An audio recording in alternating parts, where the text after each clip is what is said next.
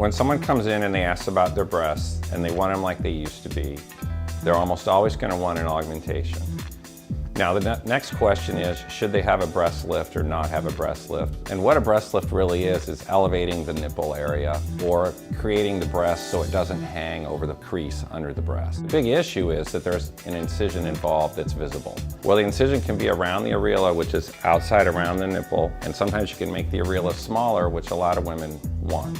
There can be a little bit of a vertical incision coming down below the nipple, and there's some incisions sometimes underneath the breast in the crease or the fold. And in most cases, an implant won't lift a breast. It'll fill a breast, and if there's a little bottoming out to the breast, a little bit of drop in the bottom of the breast, an implant will fix that.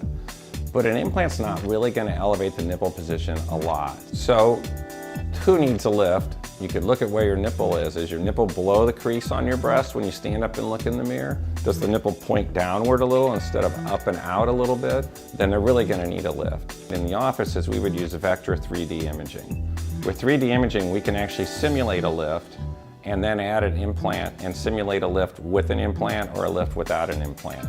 If you just want to restore and get rid of the droop and the sag, you could do that. If you want a little more volume, a little more fullness, a little more fill in the upper half of the bra, you're going to end up wanting an implant. With primary augmentation and no lift, the patient goes home, we do a rapid recovery operation. They can take a shower in 2 hours, they have a little waterproof sticker dressing, that's it. They can lift their arms over their head, they might take pain medicine beyond Motrin, they might not. They go out to dinner that night, they're fairly active. With a lift and an implant, the main difference is they're not going to shower the first day because they have a little more incision and it's hard to cover. I like to keep people out of the gym for 3 or 4 weeks, and then it's whatever's comfortable. If you're going to make this investment in yourself and you want to take care of your breasts, let's just take it easy for a few weeks.